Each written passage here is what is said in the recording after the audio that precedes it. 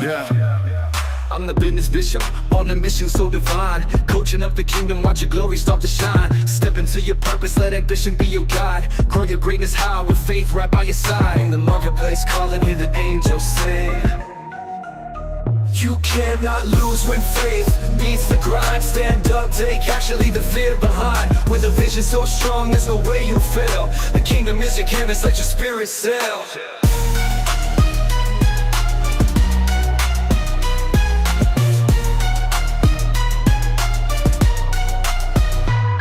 Bishop Wayne's in your corner, together we'll break through. Victory's a choice and today you're gonna choose. Living out your dreams, ain't no time for second best. Fulfill your destiny, put your limits to the test. Break those chains, rise up, find your flow. You cannot lose when faith meets the grind. Stand up, take action, leave the fear behind. With a vision so strong, there's no way you'll fail. The kingdom is your canvas, let your spirit sail. When the marketplace call it, in the marketplace call it. In your corner, together we'll break through. Victory's a choice, and today you're gonna choose. Living out your dreams, ain't no time for second best. Fulfill your destiny, put your limits to the test. Break those chains, rise up, find your flow. Find your flow. You cannot lose when faith meets the grind. Stand up, take action, leave the fear behind. With a vision so strong, there's no way you'll fail. The kingdom is your canvas, let your spirit sail. Rise up, business bishop, let your victory roar. Coaching for the kingdom, you're destined for more. Rise up, business bishop, let your victory roar. Coaching for the kingdom, you're destined for more.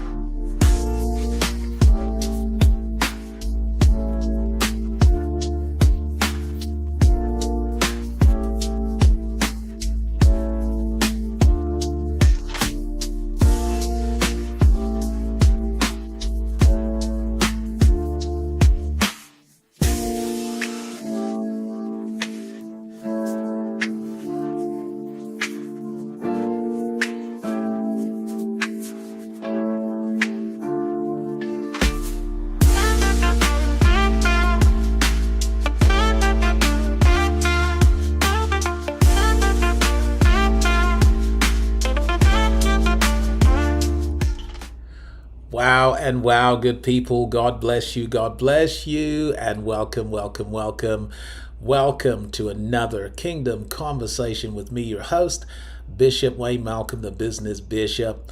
And you know I'm always excited and delighted to be a part of your life and legacy through this ministry. I am, of course, celebrating and congratulating each and every one of you that's joining us live. So, yay to those of you that are joining us live. And for those of you that catch the replays, we love you, we celebrate you, we salute you, we honor you. You are, in fact, a royal priesthood and a holy nation, and an integral part of God's plan for the planet. And, of course, your presence on this planet at this junction in human history is not accidental, incidental, coincidental. Actually, we have come to the kingdom for such a time as this. Each and every one of us is a deliberate, intentional, purposeful, and meaningful part of God's plan for this planet. And so welcome, welcome, welcome. You have tuned in at the right time, because tonight we are concluding an epic series. Yep, I said it, an epic series on investing to increase. Investing to increase, in which we've been looking at God's own success system. Okay, so God has a success system, and that system involves seed, time, harvest, and seasons. Simply means that God plants what he wants to produce, he sows what he wants to grow, he seeds for future need, and he invests where he expects to increase. And of course, all of this requires a certain mindset. In fact, not just a mindset shift, but an identity shift, to where we begin to identify as smart investors who sow what we want to grow, who plant what we want to produce, who invest where we want to increase, and who seed for future need. And of course, that's an investment mindset. It's identifying as a smart investor, and that's, I guess, been my mission throughout this particular series, is to facilitate or initiate that paradigm shift, that identity shift, and that mindset shift, so that we can begin operating as the image and likeness of God that we were designed to be, do, and have.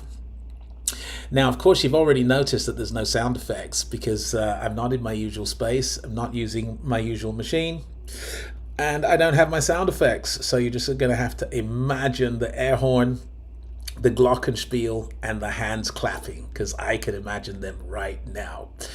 So we are going to conclude this series today, and this means that next week I start a brand new series. You're going to need to tune in to find out what that's all about, but it's going to be crazy good. Before I dive into tonight's session, can I please encourage you, if you haven't already subscribed to the channel, to please go ahead and hit that subscribe button, because we're uploading new content every week, and it's fresh content every week. It's a kingdom conversation. It's been going on for over a year now, and we have no intention of stopping. So please subscribe to the channel, and thank you to those of you that have subscribed. I also want you to like the post. Literally click that like button. If it's a blessing to you, please click that like button. Don't just go away and say, oh, I really liked that. Just click like. Let us know that you really liked that. I would also appreciate it very much if you left a comment in the comments section, which will be available once this live is finished. Would you please just leave a comment and let us know that the ministry is a blessing to you. Let us know what's happening with you. If you had a light bulb moment, an epiphany, an elevation in your understanding, please do let us know. It really does encourage us, and it helps us to keep on keeping on. Finally, if you're joining me live, please do utilize the chat box as your virtual voice. Send up fire emojis, heart emojis, hand clapping emojis. Just make some noise. Let's do live and interactive tonight. So please do utilize the chat box as your virtual voice. And it is not too late to let your family, friends, neighbors, and networks know that the Business Bishop is, in fact, hosting another Kingdom Conversation right here on my YouTube channel. So please do grab the link, share it, put it out in your WhatsApp groups, your Telegram groups, whatever groups that you're using, and let them know that you're tuned in, and then hopefully they'll tune in and they'll become part of this great Kingdom Conversation. Yay! So we're diving in to the final episode in this series, and this particular episode is all about times and seasons, in which I'm going to challenge you to not miss your moment. Don't miss your moment. Don't miss your moment. And this is going to be a very powerful exposition of times and seasons. Like I shared in the beginning, God's success system involves seed, time, harvest, and seasons. Okay, so if you're going to bring forth fruit, you're going to bring forth fruit in the fruit bearing season. And this whole concept of seasons is really, really important. And that's why we couldn't conclude this series without dealing with that. So this is the Invest to Increase, Plant to Produce, Sow to Grow, Seed What You Need series with me, your host, Bishop Wayne Malcolm, the Business Bishop. Let's dive in right now. So here's an outline of what we're going to cover. We're going to kick off with some context for the concept. I'm going to talk about excuses. We'll look at times and seasons, appointed times, equal opportunity, bring me a sword, opportunity meets opposition, and why God is not mocked.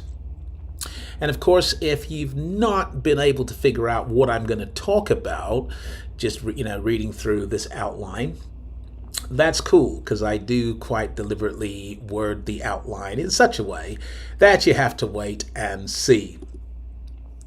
So here goes, some context for the concept. God knows what you need before you ask him. Of course, when Jesus taught on prayer, he said that we shouldn't use vain repetitions, as do the Pharisees, but we should pray to our Father in secret. Okay? Because your Father knows what things you need before you ask Him. Okay? So God knows what you need before you ask Him.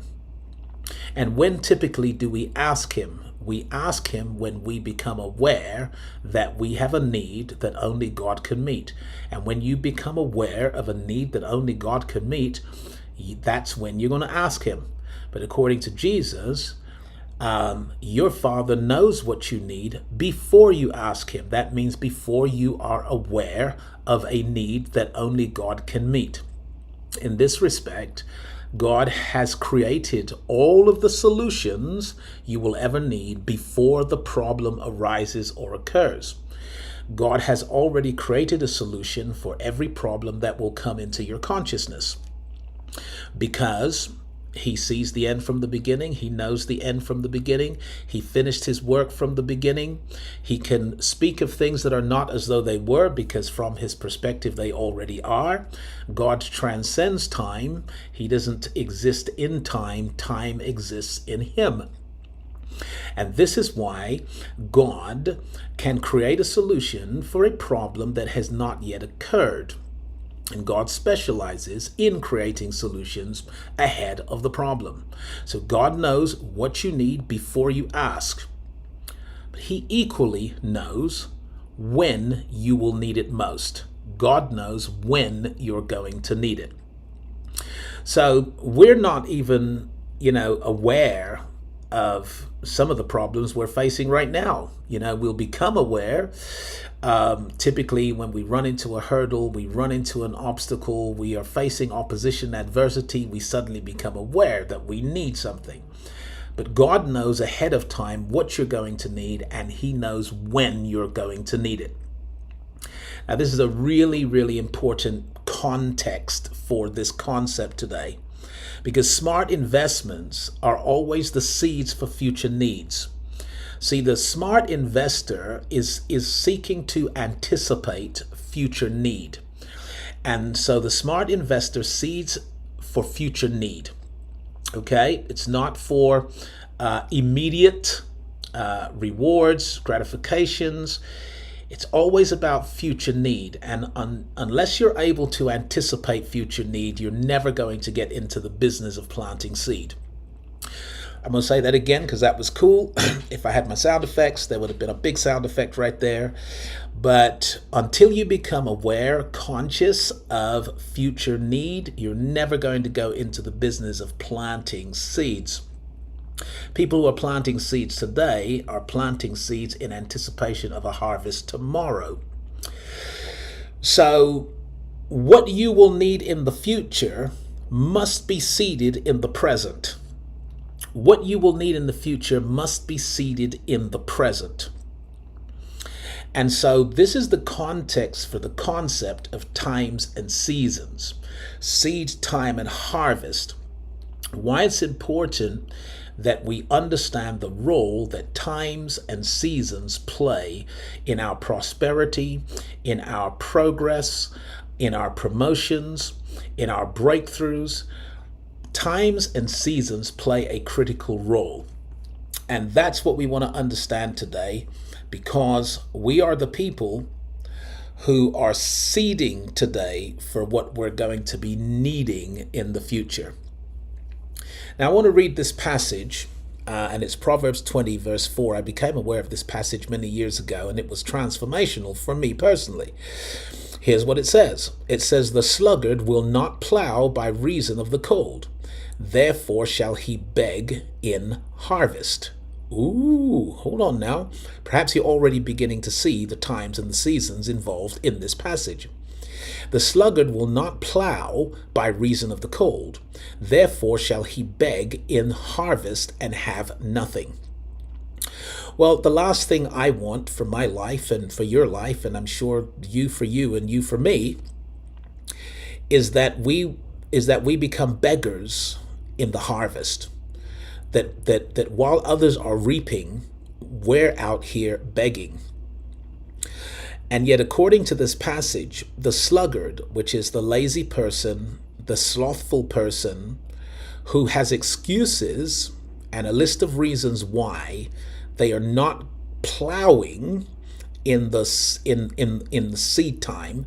They're not sowing in the time of plowing. They've got these reasons why. These people are going to have to live with their excuses. They're going to have to eat their excuses, and they're going to have to transform their excuses into begging. The sluggard has excuses for not sowing, therefore becomes dependent on those who don't make excuses. Woo! I wish I had some help in here. I wish I could see some fire going up in the chat box. The person who makes excuses will end up a dependent on the person who won't make excuses. Wow and wow. So I don't want to make excuses. I want to discern the time. I want to know if it's seed time, and if it's seed time, I want to be planting. If it's seed time, I want to be sowing. If it's seed time, I want to be breaking up fallow ground and plowing that field. If it's seed time, I want to be busy seeding for what I'm going to be needing. And we're eliminating all excuses when it comes to seed time. And hopefully you understand in this series that seeding is another way of saying investing. When it's time to invest, then I want to be busy investing. Not making excuses, but making investments. So Ecclesiastes 3 verse 1 to 3 says, "To everything there is a season, and a time to every purpose under the heaven. A time to be born and a time to die. A time to plant." There it is. That's seed time. A time to plant and a time to pluck up that which is planted. There's harvest. Seed time, harvest. A time to kill and a time to heal. A time to break down and a time to build up. So I want you to notice the opening verse here. To everything there is a season and a time to every purpose under heaven. What does this mean? It means that things have seasons and time has purpose. Things have seasons and time has purpose. Now, what do we mean by things have seasons? We mean that things are seasonal. Things are seasonal. They come and go. Everything in your life, every observable thing in your life had an entrance and will experience an exit. It came to pass. It came and it will go. Now, whether that's the house you're living in, whether that's the vehicle you drive, whether it's the clothes that you just bought, they're seasonal. Even the look and shape of your body is seasonal. It's coming, it's going, because things have seasons. All right? And that includes fruit and fruit bearing. There's a fruit bearing season for everyone that sows, that plants, that seeds, that invests. There is a season, a time for the purpose of reaping the harvest. Times have purpose. You are given time for a purpose and a purpose for a time. So let's break this down. So far, so good. Let me see your comments in the chat box. Here it goes. A season is a designated time. When the Bible talks about seasons, it's talking about a designated time, which means that this is time set aside for a specific outcome. Time set aside for something specific. It's a designated time. It's time that God has designated for that particular thing. A season is an appointed time. Okay, so think about it in terms of an appointment in life. Okay, life presents us with opportunities in the form of divine appointments. And when you have a divine appointment, then you have to be on location in time. Okay, you have to be on location in time. If you have a doctor's appointment, you need to be at the doctor's surgery at the appointed time. If you have a pastoral appointment, you need to be at the church at the appointed time. If you have a professional work-based appointment, then you need to be on location in time. So a season is an appointed time where you're supposed to be in a particular place at that time. You're supposed to be in a particular place at that time. And when I say in a particular place, that may be a geographic place. Yeah. Oh gosh, I wish I had my sound effects. That could be a geographic space. That could be a psychological space. And if you have an appointment, then you need to be in that place, that psychological place, at the appointed time. That place could be an intellectual place. That place could be an emotional place. That place could be a spiritual place. That place could be a financial place.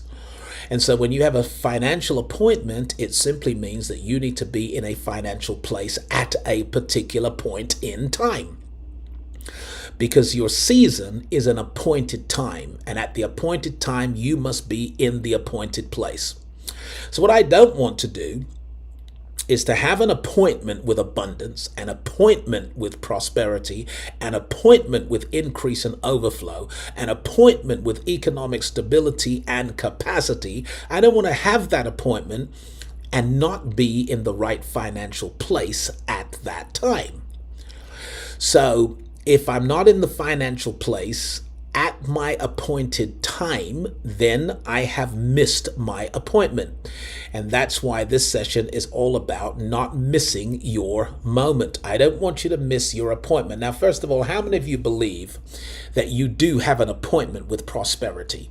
I want you to shout yes in the chat box, and I want you to say something in the comment section when the post is finished, to say, yes, I believe that I have an appointment with prosperity. I believe that there is an appointed time for me to prosper, for me to be promoted, to be repositioned, that there is an appointed time for me to experience increase, overflow, and more than enough. There is an appointed time in which I'm going to be able to leave an inheritance to my children's children. Okay, so if you believe that you have that appointed time, then the question is, where's the place that you need to be in at that appointed time? Where's the place you need to be in intellectually in terms of your knowledge base?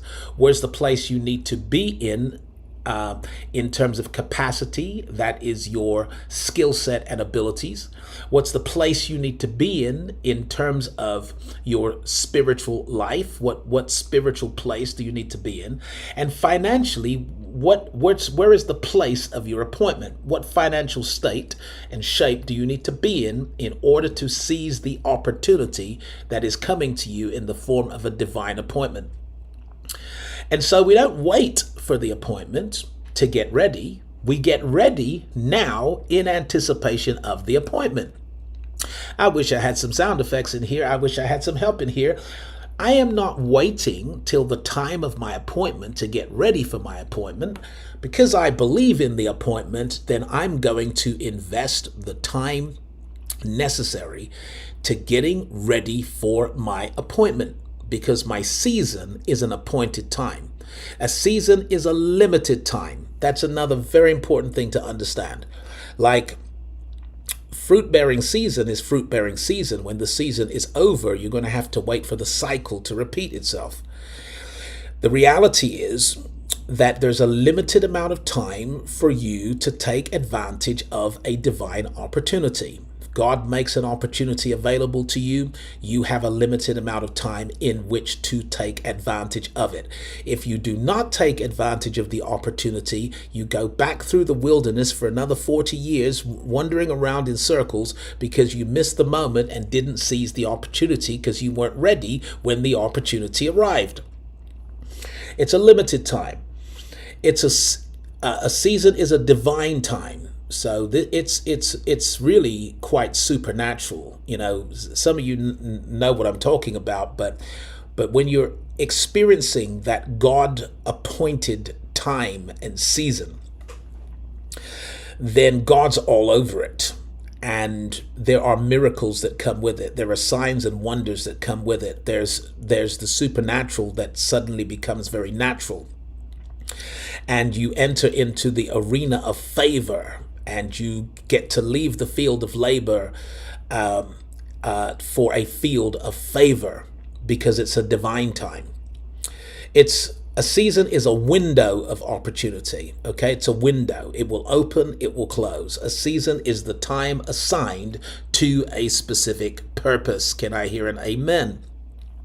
Which brings us to the subject of appointed times. Appointed times. Let me read this, Habakkuk 2, verses 2 through 3. It reads, "And the Lord answered me and said, Write the vision and make it plain upon tables, that he may run that readeth it. For the vision is yet for an appointed time." Wow, the vision is yet for an appointed time, but at the end it shall speak and not lie. Though it tarry, wait for it, because it will surely come. It will not tarry. Wow, of course, that's, old Shakespearean English. Though it tarry, wait for it, because it will surely come. It will not tarry. And I actually love it because I now understand what it means. It means it's going to take time before your appointed time has arrived. Okay? But once your appointed time has arrived, things will happen so fast for you that you'll forget the time it took to get there. So, though it takes a while to come, wait for it, because when it comes, it'll come so fast that you won't remember how much time it took to get there. Okay? In other words, that's the phenomenon of the overnight success, right? The phenomenon of the overnight success is that it typically takes 20 years for a person to become an overnight success. It typically takes decades for a person to become an overnight success. But the speed with which they suddenly accelerate and begin experiencing exponential growth almost obliterates the 10, 20 years that it took to get there. So people look at them and say, oh, you were an overnight success. You came from nowhere. The truth is that none of us came from nowhere. We've all been growing gravitropically, growing roots, putting in the preparation, putting in the hard work, in silence, in secret, without reward or recognition. We've been doing that for years, and then suddenly, because you've arrived at the appointed time and you're ready when the opportunity knocks, now you begin to flourish, and it looks like it was overnight. When God allocates a time to a purpose, that purpose can only be fulfilled in that time. Wow and wow. Now that's actually frightening. Okay, that's actually frightening. And at the same time, it's exciting. It's exciting for me to know that when God allocates time to a purpose, that purpose can be fulfilled in that time. But it's frightening to know that that purpose cannot be fulfilled outside of that time, because God allocated the time for the purpose. And so therefore, if I am on time, and if I make my appointment, then supernatural resources become available at that time, and no weapon formed against me can prosper in that time. So we want to win, we want to succeed, but we want to understand times and seasons and know that there is an appointed time, that there is a delegated time, that there is an allotted time in which you will prevail, because every resource in heaven is now available to you on earth, because you are in the time appointed for that purpose. And this is why, we see in the scriptures some really big things that happen, but they all happened in their appointed time, and they couldn't happen outside of the time. So, for example, the Passover happened at an appointed time. How do I know that? I know that because God told Abraham that your descendants are going to be incarcerated in another country for 430 years, and after that I'll visit them and bring them out. Well, At the time of the Exodus, the 430 years was up, which meant we were now in the appointed time for the deliverance. And for that reason, Moses said, look, tonight is the night of your deliverance. In the morning, you're leaving Egypt, and there'll be no soldiers to stop you. Okay? You're leaving Egypt. And you must eat the Passover lamb with your family in the house under the blood covering that will be on the doorposts and the lintels.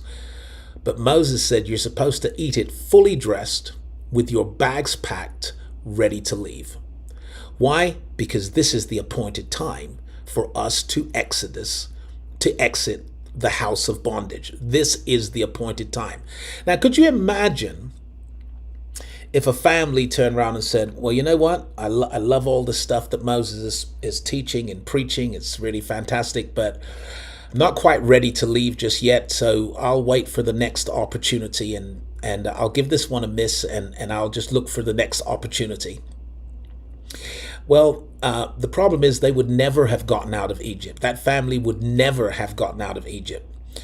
Why? Because the window of opportunity, an appointed time, a divine season had opened up to Israel, and that was the only time at which you could take advantage of that opportunity. The walls of Jericho fell at an appointed time. We know this because Joshua had to march round the walls once every day for 6 days, and on the seventh day 7 times. And after the 7th time, the trumpet should sound and the people should shout. That was an appointed time. That's why the walls came down on the 7th day. After the 7th circle, that's when the walls came down. Could you imagine if they tried to shout on the 5th day? If they tried to shout on the 4th day or on the 6th day, would the walls have come down? No, because the walls came down at an appointed time. And likewise, I've said here, the church was born at an appointed time, when the day of Pentecost was fully come. That's when the church was born. Now, this whole concept of appointed times and seasons, things having seasons, time having purpose, this whole concept simply means that equal opportunity doesn't equalize the outcomes. I'm going to say it again, equal opportunity does not equalize the outcomes. What I mean is you can put 100 people in a room, give every one of them the exact same opportunity. They will not all experience the same outcomes. So I'm all for equal opportunity. I think that equal opportunity is perhaps a right, a human right and a civil right. I think, that any society that doesn't extend an equal opportunity to all of its citizens is a society that needs radical transformation in the arena of justice and other such arenas. So equal opportunity, yep, I'm all for it. But I equally understand that equal opportunity does not equalize the outcomes. You're still going to have a society in which some are rich and some are poor. And Jesus said it this way, the poor you will always have with you. And there's a reason why you're always going to have the poor with you, even if you extend the same opportunity to everyone. It's because equal opportunity doesn't equalize the outcomes. Why? Because in order to seize an opportunity, in order to take advantage of an opportunity, in order to exploit an opportunity, I'm going to have to overcome some things in myself. I'm going to have to deal with the opposition to the opportunity that exists inside of me. Okay? Because an opportunity is external, but its opposition is always internal. So this means that if I'm going to take advantage of an opportunity, I'm going to have to overcome some things. And I've listed 4 of the main ones here. Procrastination. That's I'll do it later. I'm going to do it, but not today. I'm going to do it tomorrow, or I'm going to do it next week, or I'm going to do it next month. But I'm going to do it. I'm just not going to do it now. Can I tell you that anything you're ever going to do, you're only ever going to do it in a now? Okay? So until then becomes now, you will never take advantage of an opportunity. And even though the opportunity was given to you, it will not translate to an outcome that you desire unless you take action and follow through now. Number 2, hesitation. Now, hesitation is slightly different to procrastination. Hesitation means I'm not sure if I should, and I'm not sure if I can. So there are some people that won't take advantage of an opportunity because they're not sure about the opportunity. They're not sure if they should. They're not sure if they can. Slightly different to the procrastinator who says, yep, I'm going to do it, but just not now. Number 3 is the paralysis of analysis. The paralysis of analysis. That's where you overanalyze the situation until the time has run out and you're no longer in the appointed time. You've missed the appointment because you were busy analyzing every detail in an attempt to mitigate any risk. So people that are risk adverse will often suffer from the paralysis of analysis, that you're doing nothing except studying the opportunity, getting information. Can I tell you something? You will never be able to swim until you get in the water. So study swimming, watch videos about swimming, take advice on swimming, read books on swimming. You will never swim till you get in the water. You'll never drive until you get behind the wheel. So study driving, get a driving mentor, watch videos on driving all day. That's all fine.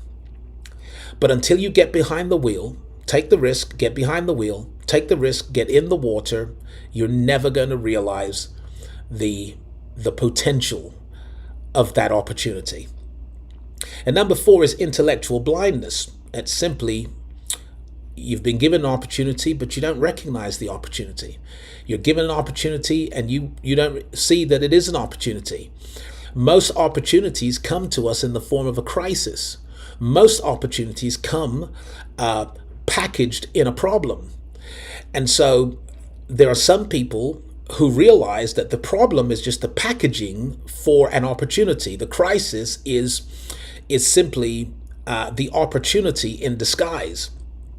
And so sometimes we don't recognize the opportunity, so we never seize it if we cannot see it.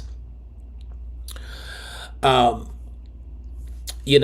particularly touched by the story of King Solomon, at the dawn of his reign, being tested by 2 women in a custody battle over a child.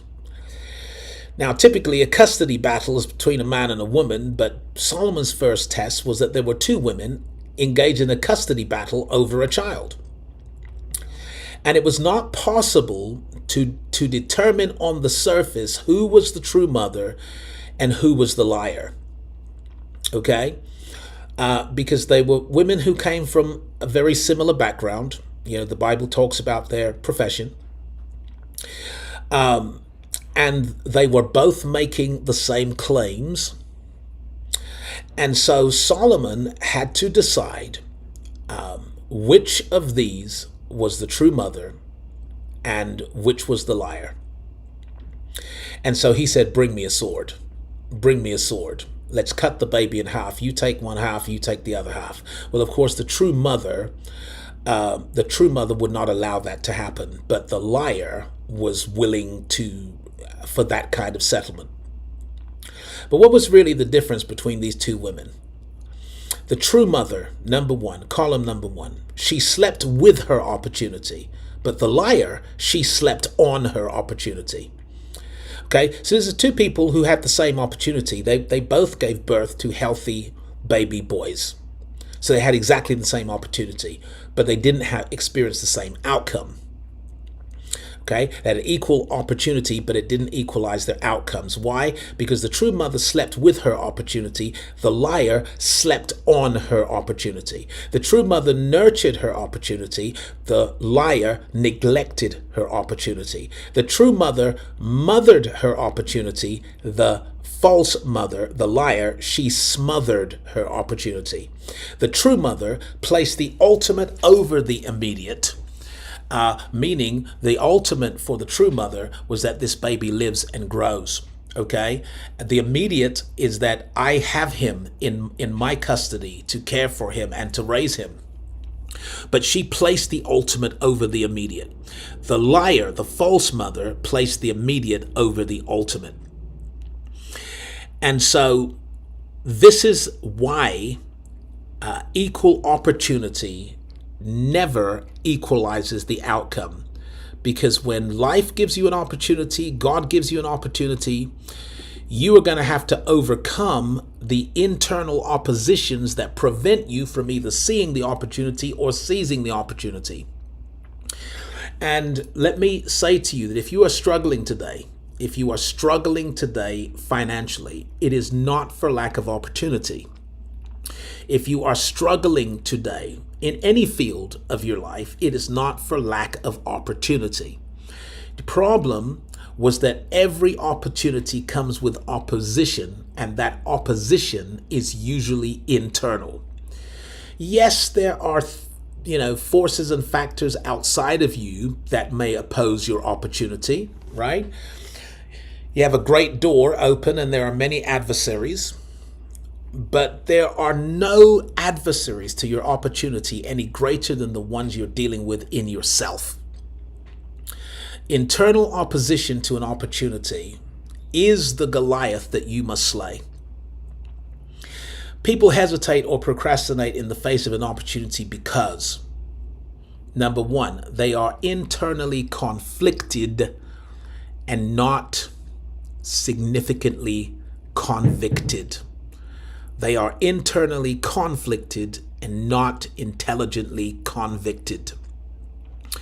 That's why we procrastinate or hesitate in the face of an opportunity, because internally we're conflicted and we're not significantly convicted enough to move forward. Number two, they have chosen their conflict over their conviction. And number three, they buy excuses at the expense of their future income. Wow, if I had my sound effects, everything would be going off right now. They buy excuses at the expense of their future income. I need to see some fire in the chat box. I need to see some, we just need to make some noise right now. We need to have a praise break right here. Okay? Because this is fundamentally why people hesitate or procrastinate in the face of an opportunity.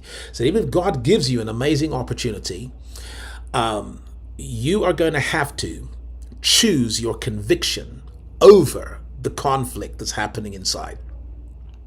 Because see, the opportunity is outside, but the opposition is inside. The opportunity is before you, but the opposition, the major opposition, is within you. So let's look at this. Okay, here I've listed 4 of the main oppositions that actually prevent us from seizing our opportunity, maximizing our moment. Here's the reasons why a lot of people miss their moment. Like, God gave you an opportunity to be super prosperous in the next 3 to 5 years. And if God gives that to you today and you don't take advantage of that opportunity, here's why. Here's why. Number 1, fear of failure. Fear of failure, because failure represents embarrassment or loss. So I don't want to lose. I don't want to be embarrassed. I don't want to fail. And so because the fear of failure is bigger in me than the future that's being offered to me, then I'm going to hesitate or I'm going to procrastinate. And at the root of it is the fear of failure. Number 2, imposter syndrome. Imposter syndrome. I've been doing a lot around that recently because I've found that it's a much bigger disease than meets the eye.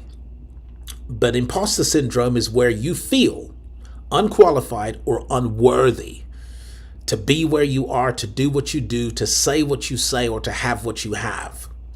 When you feel unqualified or unworthy, then you will talk yourself out of the opportunity to excel or to exceed. You talk yourself out of it. You make yourself small so that you can blend in, be camouflaged and hidden. You don't want to stand out because being at the top makes you the target and the topic. And because you feel unqualified or unworthy, the last thing you want is to be exposed as a fraud, because you're dealing with a sense of professional fraudulence.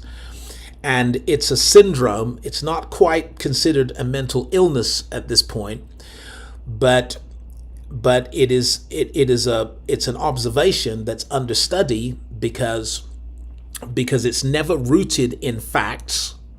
It's always rooted in a feeling. So the person with imposter syndrome feels unqualified and unworthy, even though they are celebrated, supported, they have achievements, they've done amazing things with their life and with their opportunities, but they feel like a fraud. That is one of the reasons why you put an opportunity in front of someone and they'll say, not sure, I'm going to wait and see, I'm going to do some more investigating, or I'm going to do it tomorrow. There's something going on inside. Number 3, self-doubt. This is another big one, self-doubt. Self-doubt is not the same as doubting the opportunity. Sometimes you believe in the opportunity. Sometimes you know that this is a good opportunity. Sometimes you even know it's a God opportunity. But you won't take advantage of it because you doubt yourself. It's not that it doesn't work. You're not sure that you will stick to the program and get the result. Your doubt is about yourself, because you are identifying with the lowest part of you, not with the highest part of you. Number 4, goal conflict. Goal conflict is, again, it's another big one, reason why people hesitate and procrastinate. Goal conflict means that what you want in one area of your life, you think is going to cost you another area of your life, right? So that your goals are conflicting, because I want this in this area of my life and I want this in that area of my life. But if I get this in this area of my life, it's going to cost me that in the other area of my life that is equally important to me. So goal conflict is where someone says, look, I've got an opportunity to take my career to the next level, to take my business to the next level, to take my ministry to the next level. But I'm afraid because it's gonna exact a huge toll on my family life, the time I'm able to spend with my family, and that's an equally important goal to me. So what we're seeing here is goal conflict. Now again, the goal conflict is not based on fact. The goal conflict is based on an assumption. It is assuming that in order to have this, I have to give up that. And actually, there are some models and some routes and some ways and some teachings that make it seem like the only way you can get where you want to go financially is to give up everything else that matters to you. But that is actually a false assumption that is not based on the truth, it's not based on the word, and is not the culture of the kingdom of God. How about you can achieve outstanding financial success and have all the time that you want with your family and have a beautiful family life and have abundance? Okay, why don't we start there? Why don't we assume that actually the will of God in every area of my life is achievable? And there is no way that the will of God is taking me somewhere that his grace can't keep me. And there's no way that the will of God, or that God's giving me an opportunity that ends up with the destruction of things that are extremely important to me. So You have to challenge the assumption. When it comes to goal conflict, you have to challenge the assumptions, because only in challenging the assumptions will you find a better way. You find another way. Okay, so there's an opportunity to build that business, to take your life, legacy, ministry to a whole nother level. The opportunity is there, but because you're questioning the assumptions, you're going to find a way to do it that keeps all of your other values intact. Because real success, true success, Bible success is all about achieving your goals without violating your values. Woo! I wish I had some sound effects right now. It's about achieving your goals without violating your values. You do not have to violate your values in order to achieve your goals. And if it looks like you have to do that, that's an assumption that you must question. That's something that you must doubt and ultimately reject and say, God, there has to be a way for me to achieve these goals without violating my values. Otherwise, this isn't a God opportunity. Okay, God knows what you need and when you'll need it. If he tells you to sow, it's because you will need the harvest at that time. Isn't it amazing? God knows what you're going to need and when you're going to need it. So when God tells you invest, invest, invest, and you start feeling that sense that I need to invest in my education, or I need to invest in my business, or I need to invest in some stock, and I need to invest in this opportunity. God knows what you're going to need and when you're going to need it, and that's why it's a time-sensitive opportunity. Don't get mad at God if you're begging in the harvest when you didn't sow at seed time. Because at harvest time, it's not seed time. And you missed the seed time, and therefore you've missed the harvest. If you won't sow at seed time, you can't eat at need time. Woo! Come on, Bishop. If you won't sow at seed time, you can't eat at need time. If you eat the seed, you've ruled out the harvest. If you eat the seed, you've consumed the harvest. What leaves your hand doesn't leave your life if it goes into your future. This is the important mindset of a smart investor, of a kingdom investor, that what leaves my hand doesn't leave my life if I'm investing it into my future. And so, you know, there are some people who will buy a book, right? They'll buy a book on leadership, on sales, on marketing, on business systems. They'll buy a book.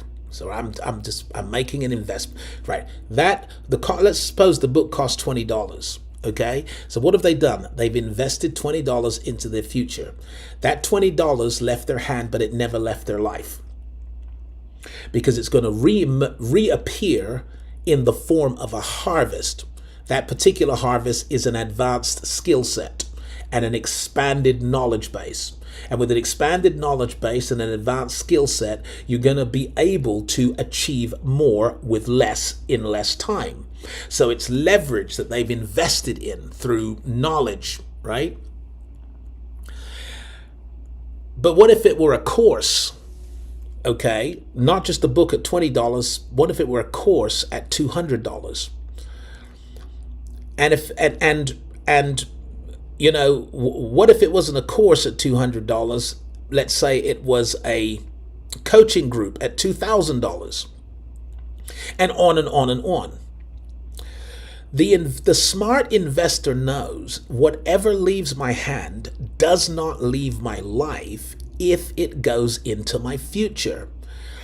These are not expenses. All the things that I listed there, if they are credible opportunities, you know, if the course is a good course, if the coaching program's a good program, okay, that delivers on its promise, okay, if that's what it is, it's not an expense to an investor. It is an investment. And so you're either going to make excuses or you're going to make investments. Now, when it comes to the harvest from that investment, well, what is the harvest? Again, it's an expanded knowledge base and it's increased capacity through an advanced skill set. So that's the harvest. The issue is that God knows when you're going to need that expanded knowledge base and when you're going to need that increased capacity. He knows when, because of appointed times and seasons. So your big opportunity may be coming to you a year from now. Yeah, I'm saying this to someone right now, okay? And I want you to receive this somewhat prophetically. Your big financial opportunity may be appointed for some time next year. You may have an appointment with prosperity this time next year. But God knows that in order to see and seize that opportunity, you're going to need an extended knowledge base. You're going to need increased capacity and some advanced skills. You're going to need a strategy. You're going to need those things. God knows you're going to need them. And when you're going to need them, you're going to need them this time next year. So what is God going to do for you now? He's going to begin to urge you to start investing in your knowledge base and your skill set.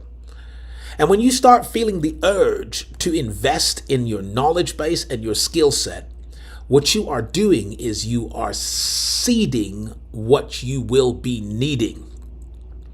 You are sowing into your future growth. And therefore, whether it's the book, whether it's the course, whether it is the coaching program, okay, whether it's access to a mastermind, right? Whatever it is, okay, it's not an expense to a smart investor. It is an investment that is going to yield a harvest at the time that I'm going to need that harvest. Woo! So I'm going to challenge you right now to make an investment that is going to deliver to you an expanded knowledge base and increased capacity when it comes to building a brand, building an audience, building offers, building automation, building a business system that works for you while you sleep and that generates income for you passively. I'm going to give you an opportunity to invest in that particular outcome. Now, I don't know when you're going to need that knowledge and those skills. You may need them right now. You may feel I need that knowledge and skills right now. But you know what? You may actually need them in 6 months' time. You may need them in 3 months' time, at which time the opportunity has gone. You've missed your moment. You missed your window. So I'm going to challenge you right now, I guess, to put your money where your mind is, okay? And to put your money where your mouth is and actually invest in an opportunity to grow your knowledge base and skill set when it comes to building your brand and business. Because I have found that there are success secrets encoded in the stories of the Bible. And once you're able to decode, what you begin to see is a system that works 100% of the time for anyone that works it, whether consciously or unconsciously. In other words, some people don't even know that they're using a Bible success secret. And some people consciously know that this is a success secret hidden in the Bible. Of course, I believe that the Bible isn't fundamentally a religious book about religion for religious people. I believe that the Bible is God's handbook for humanity that actually reveals to us the way to do life properly. And it does so by principles and strategies and systems that are encoded in the stories. And when you're able to decode that and apply that to your own circumstance, you start now experiencing something that I call supernatural success. You move from a life of labor to a field of favor. And so I'm going to challenge you to pull out the stops and to join me on October the 5th. October the 5th, so just over a week's time. October the 5th for my masterclass, the Success Streams Masterclass. I want you to watch this video, and I want you to watch the next few videos. And I want to thank you for being with me tonight. I love you. Looking forward to our next session. We start a new series next week. Until then, peace out and shalom. Attention, God's entrepreneurs. Did you know that there is a success system deeply hidden and encoded in the stories of the Bible? The system works 100% of the time for people who work it, even if they work it unconsciously or not realizing its spiritual roots. Join the Business Bishop for a masterclass in God's success system and discover how to turn your opportunities into outcomes, your ideas into incomes, and your passion into profits. The Success Streams Masterclass includes step-by-step training on the system and comes with additional bonus courses by the Business Bishop. Perhaps you've tried everything else. Now try God's way and watch the same power that took Israel from slavery to mastery take you from the pain of poverty to the pinnacles of prosperity. Are you ready? Click the link in the description to find out more or to secure your seat. Hey there, entrepreneurs! If you enjoy the teachings of Bishop Wayne Malcolm, I've got something amazing for you. Introducing the New Breed Community, an exclusive online platform for kingdom-conscious entrepreneurs, professionals, investors, and creators. This isn't just a community, it's a movement where we discuss and explore kingdom concepts. Here, kingdom-minded people connect, share, learn, and grow together. Inside, you'll find exclusive content from Bishop Wayne Malcolm, including special sessions just for members. And the best part? It's free to join. The New Breed Community sits on the Heartbeat platform, where Bishop Wayne Malcolm is excited to meet you online. Join us for weekly Q&A sessions with Bishop Wayne and get exclusive insights that can transform your life. Love to read? Join our book club to feed your mind and spirit. Got a prayer request? Post it and let's lift each other up. Have a testimony?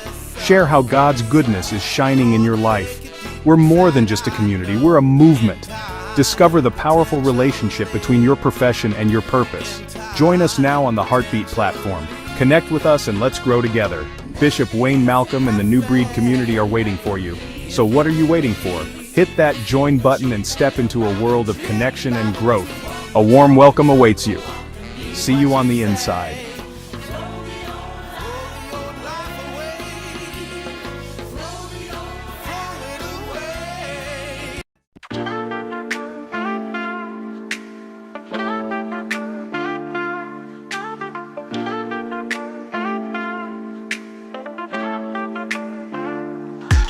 Yo, it's time to rise, wake up from your sleep.